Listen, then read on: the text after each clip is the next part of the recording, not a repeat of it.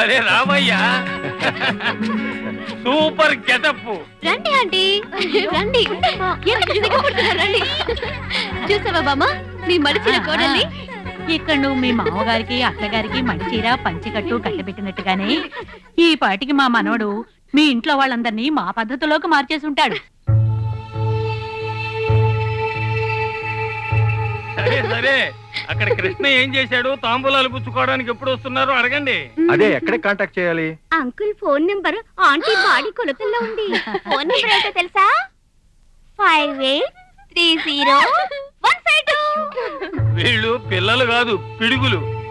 అడిగో మాటలోనే వచ్చాడు.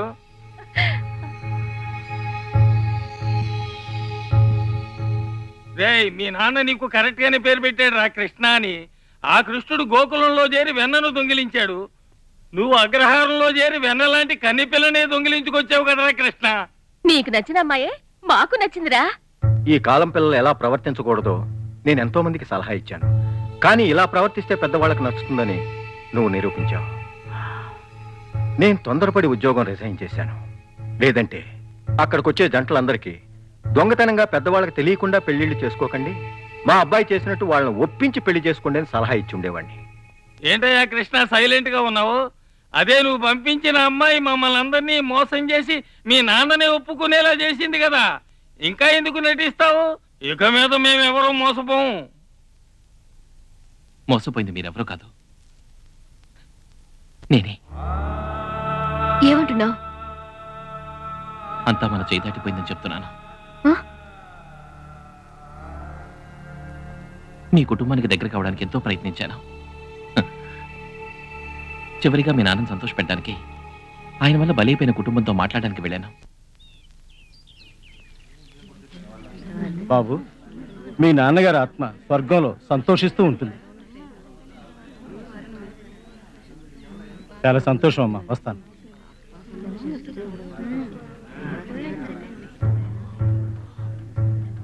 నేనొచ్చింది చితికిపోయిన కళాకారునిగా కాదు, మనసు చితికిపోయిన ఒక కళాకారుడి కుటుంబం కోసం.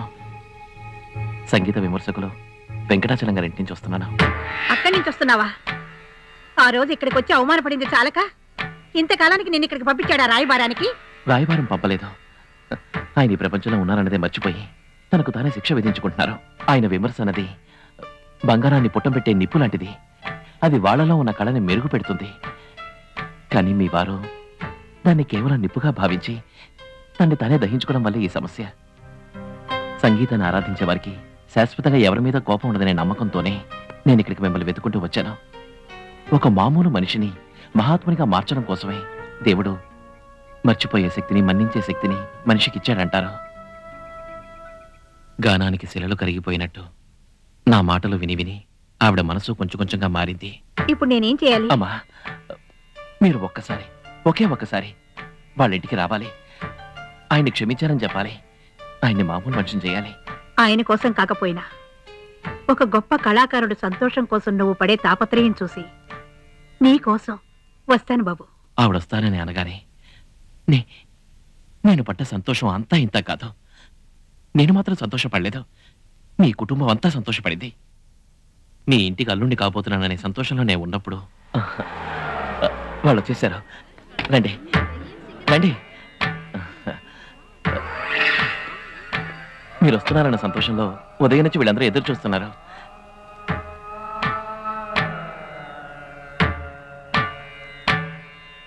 రండి. ఏంటంటే వాకిట్లో నిల్చోబెట్టారు, లోపలికి తీసుకెళ్ళండి. అన్నీ అరేంజ్ చేశాను. ఈ స్టిల్ సంగతి మర్చిపోయానే. ఏదేదో చెప్పి ఎలాగైనా మీ ముందుకొచ్చి నా మనసులోని భారం దించుకునేలా మిమ్మల్ని క్షమాపణ అడగాలనుకున్నాను. కానీ నన్నేం మాట్లాడనివ్వకుండా మీరు నా నోరు కట్టేశారు. వదిలేయండి, మనసులో ఏం పెట్టుకోకండి. నేనిప్పుడు ఇక్కడికి వచ్చింది మిమ్మల్ని క్షమించడానికి మాత్రమే కాదు, అంతకు మించి మిమ్మల్ని ఒకటి అడగాలని. మా అబ్బాయి మీ అమ్మాయిని ఎక్కడ బాబు? సౌత్ ఇండియన్ మ్యూజిక్ కాంపిటీషన్ లో. అక్కడ చూసాట. మీ అమ్మాయి మ్యూజిక్ కాంపిటీషన్ లో బహుమతి గెలుచుకుందట. అమ్మాయి గురించి వేరే చెప్పాలా? చూసిన వెంటనే వాడికి నచ్చింది. మీ కుటుంబం మీదున్న కోపం వల్ల ఇంతకాలం వాడు నాతో ఈ విషయం చెప్పలేదు. వాళ్ళ నాన్నగారి లక్ష్యాన్ని, నా ఆశను నెరవేర్చిన మా అబ్బాయి కోరికను నేను నెరవేర్చక తప్పదుగా. అందుకే అన్నీ మర్చిపోయి ఇక్కడికొచ్చాను. ఎలా మీరు మీ అబ్బాయి ఆశపడేది నెరవేర్చాలనుకుంటున్నారు, అదే విధంగా మీ అబ్బాయి ఆశపడేది నెరవేర్చవలసిన బాధ్యత నాకు ఉంది. మీ కుటుంబానికి నేను చేసిన పాపానికి ప్రాయశ్చిత్తంగా ఇంతకంటే ఏం చేయగలను చెప్పండి. స్టిల్ చదివిపోవాలి చెప్తున్నాను. మా అమ్మాయి గాయత్రి, సారీ. మీ ఇంటి కోడలు. రా బాబు, మా ఇంట్లో జరిగే ఈ శుభకార్యానికి నువ్వే బాబు. మా అమ్మాయి నిశ్చితార్థం నీ ముందు జరగటమే న్యాయంగా ఉంటుంది. రా బాబు.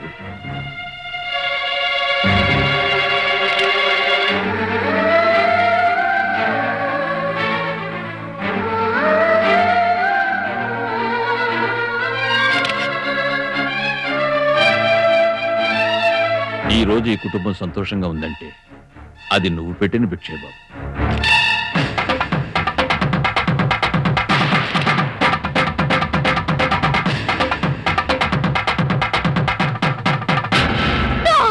వీల్లేదు, నేను దీనికి ఒప్పుకోను.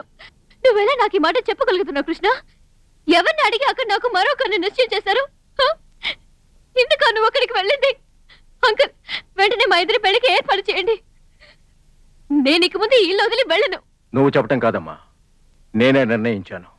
వచ్చే ముహూర్తానికే పెళ్లి. పెళ్లి కూతురే ఇక్కడుంటే అడ్డే ఉంది. పెళ్లి కొడుకు అక్కడున్నాడుగా. పెళ్లి కొడుకుని నువ్వే నిర్ణయించావా? మా అమ్మ నాన్న మనసులో స్థానం సంపాదించడం కోసం ఇంతకు ముందే నీ మనసులో ఉన్న ప్రేమని విసిరి పారేసావా? విసిరే లేదు, సమాధి చేశాను. నువ్వు త్యాగమని పేరు తెచ్చుకోవటానికి ఆ అమ్మాయి జీవితం బలి చేస్తావా? లేదు నాన్న, ద్రోహి అన్న పేరు తెచ్చుకుని మళ్ళీ ఆ కుటుంబాన్ని కష్టపెట్టదలుచుకోలేదు. ఇలా చూడు, మనం అనుకున్నట్టుగానే మీ కుటుంబమే నన్ను కోడలిగా స్వీకరించింది. ఈ టైంలో మళ్ళీ గాయత్రి, వీళ్ళు నిన్ను మంచి కోడలుగా చూస్తున్నారు, కానీ మీ ఇంట్లో నన్ను ఒక మంచి మనిషిగా చూస్తున్నారు. ఇంతవరకు మీ నాన్న మొహంలో అంత సంతోషాన్ని మీరెవరూ చూసుంటారు, కానీ నేను చూశాను. నువ్వు వచ్చి చూసావంటే నీ మనసు ఖచ్చితంగా మారుతుంది. మారదు, నా మనసు మారదు. ఎందుకంటే నీకు మా అమ్మ నాన్న ముఖ్యమైనట్టే నాకు మీ అమ్మ నాన్న ముఖ్యం. వీళ్ళకు దూరమై నేను ఉండలేను. అంకుల్, నేను అక్కడికి వెళ్ళి ఈ ఇంటి కోడలుగానే మాట్లాడతాను, ఆ ఇంటి కూతురుగా కాదు. తప్పకుండా తిరిగి వస్తావుగా? వస్తాను.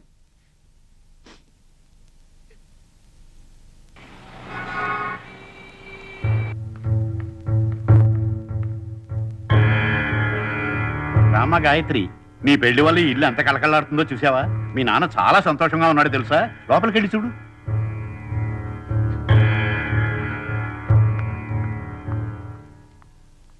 నాన్నా, అమ్మా, తల్లిదండ్రులు చేసిన పాపపుణ్యాలు పిల్లలకు చేరుతాయని చెప్తారు. నిన్ను కన్నందుకు, ఒక కుటుంబానికి నేను చేసిన పాపం నుంచి విముక్తి పొందాను. అందుకు నీకు కృతజ్ఞుణ్ణి.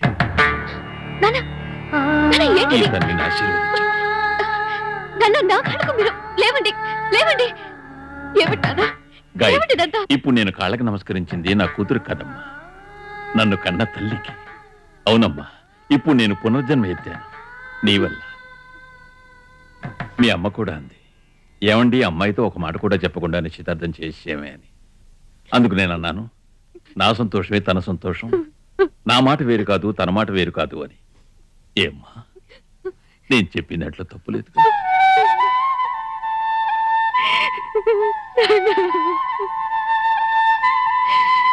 తమ్ముడు, నీ ఇంటర్వ్యూ కోసం వచ్చారట, రండి. నమస్కారం సార్. జెమినీ టీవీ నుంచి వచ్చాం. మీ ఇంటర్వ్యూ కావాలి. నేనేం చెప్పగలను? దీనంతటికీ కారణమైన కృష్ణ, రావయ్యా. అన్నిటికీ కారణం ఈ కృష్ణే. అతన్నే ముందు ఇంటర్వ్యూ చేయండి. ఈ ఇంట్లో జరగబోయే పెళ్లికి మీరే కారణం అంటున్నారు. దానికి మీరేం చెప్తారు? ఎవరికీ సంబంధం లేకున్నా ఇద్దరినీ ఒకటి చేసిందే కృష్ణ. రేపు పెళ్లిలో చూడండి, అన్ని పనులు దగ్గరుండి అతనే చూసుకుంటాడు.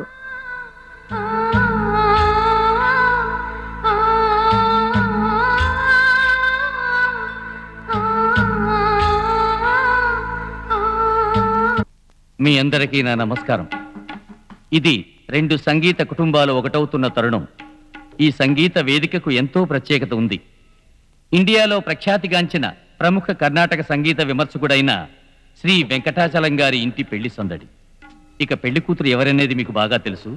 వారి కుమార్తె చిరంజీవి సౌభాగ్యవతి గాయత్రి, పెళ్లి కొడుకు చిరంజీవి శివబాలు.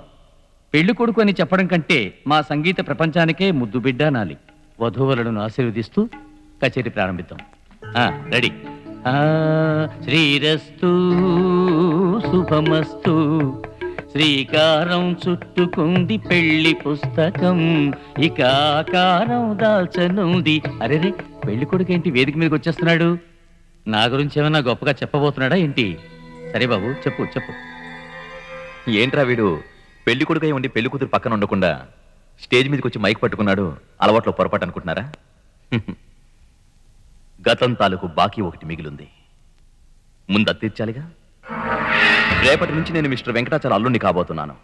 అంతకు ముందే శంకరశాస్త్రి గారు కొడుగ్గా నేను నెరవేర్చవలసిన బాధ్యత ఒకటి ఉంది. 18 సంవత్సరాల క్రితం ఇదే వెంకటాచలం ముందు తనొక మంచి గాయకుడిగా నిరూపించుకోలేక మా నాన్న ఆత్మహత్య చేసుకున్నారు. నన్ను మీరంతా ఒక మంచి గాయకుడిగా అంగీకరించారు. కానీ మిస్టర్ వెంకటాచలం, కఠినంగా విమర్శించే శ్రీ వెంకటాచలం గారు నన్ను మంచి గాయకుడిగా ఒప్పుకోవడమే మా నాన్న ఆత్మకు శాంతి కలుగుతుందని భావిస్తున్నాను. మా నాన్న సాధించలేకపోయిన ఆ వెంకటాచలం ప్రశంసను నేను సాధించాలి. నన్ను మంచి గాయకుడిగా ఆయన ఒప్పుకుంటేనే కదా నేను ఆయన అల్లుండని గర్వంగా చెప్పుకోగలను. నన్ను మంచి గాయకుడిగా ఒప్పుకునే వరకు ఆయన కూతురి మెళ్ళలో నేను తాళి కట్టను.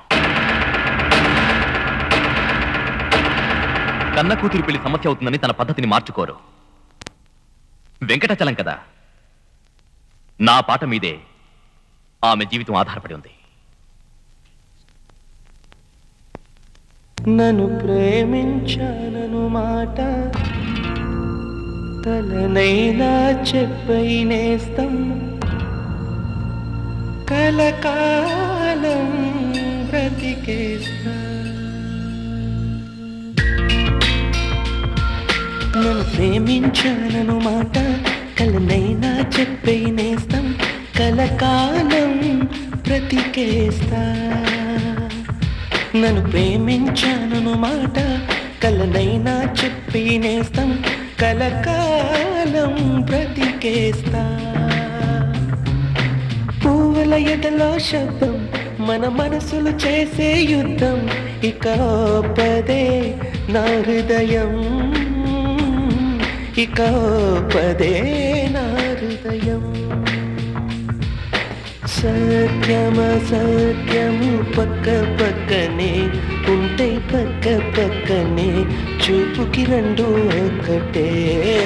బొమ్మ బొరుసులు పక్క పక్కనే, చూసే కళ్ళు ఒక్కటే, అయినా రెండు వేరేవే.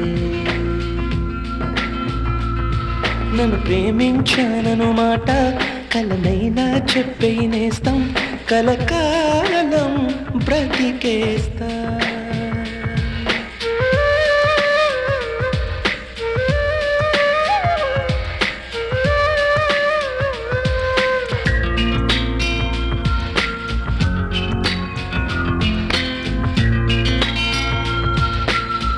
రేయిని మలిచి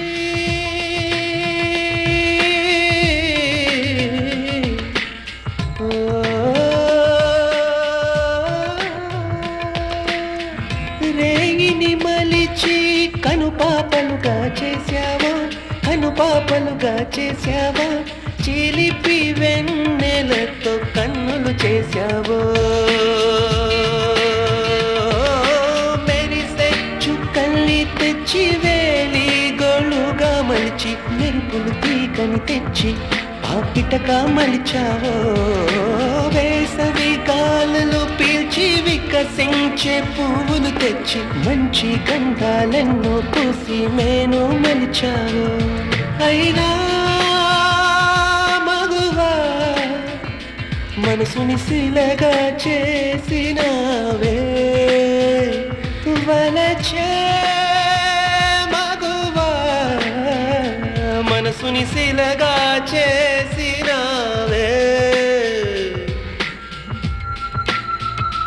గంగై పొంగే మనసు కవితల్లే పాడుతూ ఉంటే తుంటరి జలపాతంలా కమ్ముకున్నది నీవేగా. అయినా చలియా మనసుకి మాత్రం దూరమైన కరుణే లేక మనసుని మాత్రం వీడిపోయావే. నన్ను ప్రేమించాలను మాట కలనైనా చెప్పై నేస్తం కలకాలం బ్రతికే.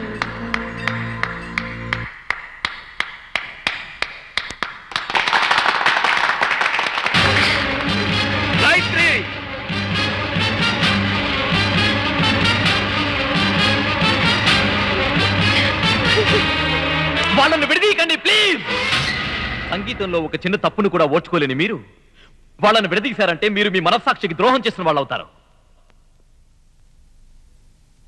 కన్న తల్లిదండ్రుల సంతోషానికి విలువివ్వని బిడ్డలున్న ఈ రోజుల్లో తను ప్రేమించిన అమ్మాయి తల్లిదండ్రుల కోసం తన ప్రేమనే త్యాగం చేయడానికి సిద్ధపడ్డాడితను. వాళ్ళని విడదీయకండి. వీళ్ళిద్దరినీ ఎలాగైనా ఒకటి చేయమని నన్ను ఎంతమంది ప్రాధాయపడ్డారో తెలుసా?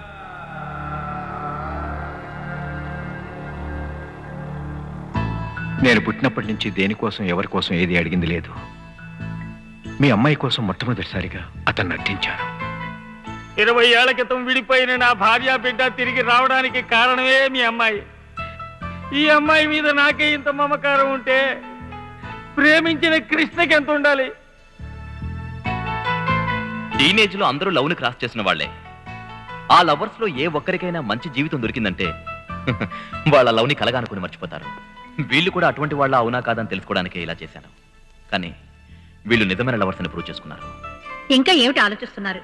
ఇంతకు ముందో తప్పు చేసి 20 ఏళ్లుగా నేను అనుభవించిన బాధ చాలక ఇప్పుడు మిమ్మల్ని విడతీసి మరో తప్పు చేయలేను. లేదు, ఇంకొక నిమిషం కూడా మీ జోడీ విడిపోవడానికి వీల్లేదు. అవును, జరగడానికి వీల్లేదు. ఓయ్, ఇంటికి పెద్దలుడివి, నువ్వు లేకుండా గాయత్రికి పెళ్ళైపోయింది తెలుసా? ఏంటి, గాయత్రికి పెళ్ళైపోయిందా? వారి నీ అబ్బా కలవకూడి జోడి కలిసిపోయిందా? తుంటాయ్ జోడీ మాత్రమే కాదు, బాడీ కూడా ఒకటైపోయి ఉంటుంది. శోభనానికి ముహూర్తం కూడా మేమే పెట్టాం తెలుసా? ఈ పాటికి ఇద్దరు ఒకటైపోయి ఉంటారు. వారి నీ అబ్బా ఇంతకాలానికి నేను ప్రేమతో గొప్పతో తెలుసుకొని కృష్ణకిచ్చి పెళ్లి చేయాలని వస్తే ఇంకెవరితోనో పెళ్లి చేస్తారా? వదిలిపెట్టరు, వదిలిపెట్టరు. కృష్ణను గాయత్రి ఒకరి చెక్కుడు వదిలిపెట్టరు. గాయత్రి, గాయత్రి, నా మాట విను. తప్పు జరగకూడదు. వాళ్ళు చేసేది అసలు పెళ్లి కాదు. నేను కృష్ణనే చేసుకుంటారని తెగించి బయటకు వచ్చేయి. నీకు కృష్ణనిచ్చి నేను పెళ్లి చేస్తాను. గాయత్రి, కాశీకి పోయావు, ఈ ఇంటి దరిద్రం వదిలింది అనుకుంటే మళ్ళీ తగలడి చచ్చావు. నీకు ఆవేశం ఎక్కువ, ఆలోచన తక్కువ. లోపల ఎవరన్నారు తెలుసా? ఎవరు? అబ్బో, రే, శుభం కార్డు పడే వరకు ఈ గజ్జలు వదిలి పెట్టేట్లేడరా వీడు. రే, ఈ గజ్జల గురించి చెప్పాలంటే